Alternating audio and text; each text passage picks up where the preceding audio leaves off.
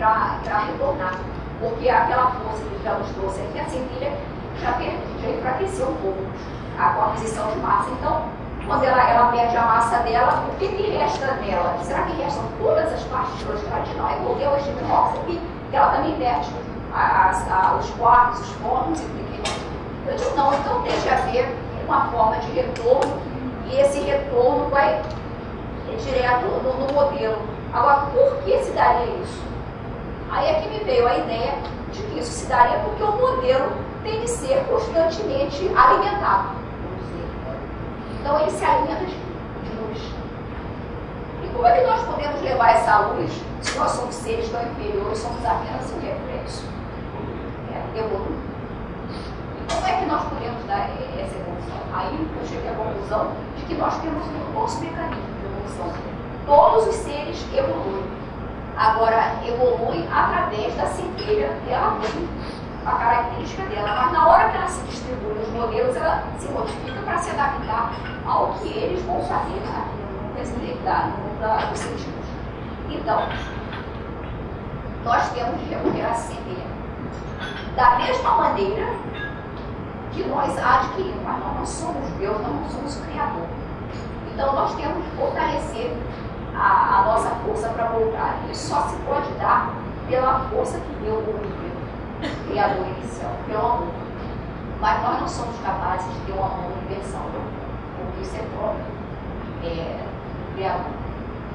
Mas nós podemos criar uma outra forma de amor parecida, assim que nós somos reflexos. Nós podemos também ser reflexos de amor. Então, o nosso reflexo de amor no meio humano vai ser feito pelo livre-arbítrio, porque assim a centelha se fez. Aí o livre-arbítrio consiste em quê? Em decidir se eu quero adquirir força para voltar ou se eu não quero. Eu posso não querer. Então eu volto. Se eu não volto, o que acontece? O meu modelo não se alimenta. Ele se enfraquece. Aí quando houver o retorno, ele vai estar enfraquecido. E ele não vai conseguir transferir imagens. As imagens vão se apagando, daqui a pouco não existe mais o ser humano aqui nesse planeta. Nós somos os reflexos, não tem que reflexo. E o modelo lá também morre. Claro, vamos dizer, mas eu já. Então, se não volta a luz, ele não se fortalece, ele se alimenta de qualquer forma, se alimenta de luz. Bom, se nós desenvolvemos um amor fraternal, que esta é a finalidade do Deus, nós poderemos fortalecer as centelhas de volta e retornar ao Criador e sermos co-criadores. Aí seria o Criador derivado, como eu chamo. Porque se nós levamos luz ao mundo das ideias, além daqueles modelos que já existem se fortalecerem, criam-se outros. Então eles criam-se outros com a nossa participação. Então nós seremos combatistas. E aí é que se dá o que se chama restituição. E pela restituição se faz a glorificação. Aí eu entendi qual é o sentido da glorificação do Criador.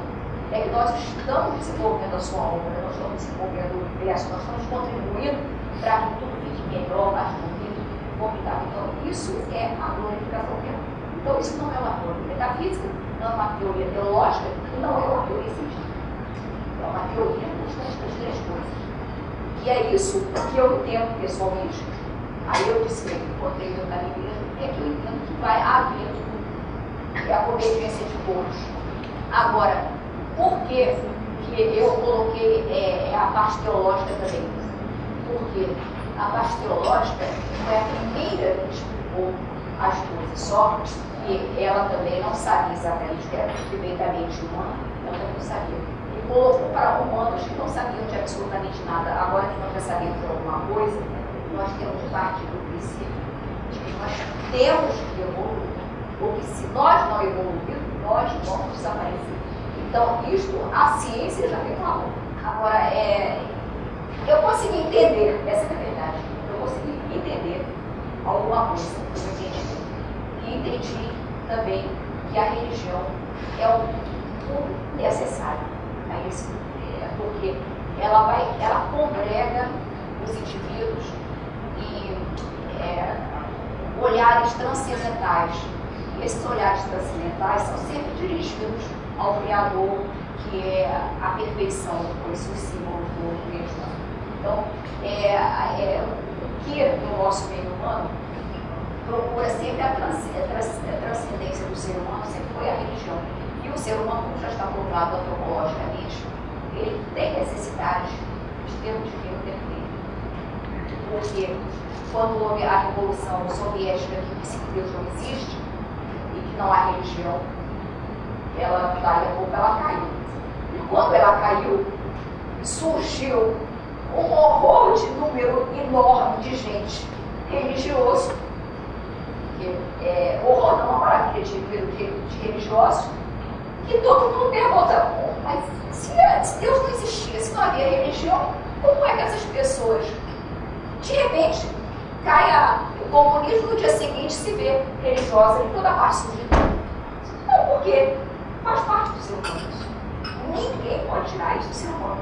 Então, quando eu digo que existem vários caminhos e todos são bons, existem mesmo. Então, me desculpe, padre, mas para mim, realmente, eu encontrei o que eu queria ter da religião católica, mas não é por isso que eu vou achar que todo mundo vai encontrar nela. Né? Porque existem civilizações, culturas, formas de existir que condizem mais com uma coisa ou outra. E eu, como estudei todas elas, as maiores, no final de contas, todas dizem quase que a mesma coisa, só adaptada à cultura da época. Então, não há problema nenhum juntar todas, conversarem todas, como estamos conversando aqui, cada um tem sua ideia, seu pensamento, seu tempo. Estamos conversando aqui. Isso, para mim, daria paz ao mundo. Agora, a minha semente, a minha contribuição à paz ao mundo é dar à sociedade o Jesus.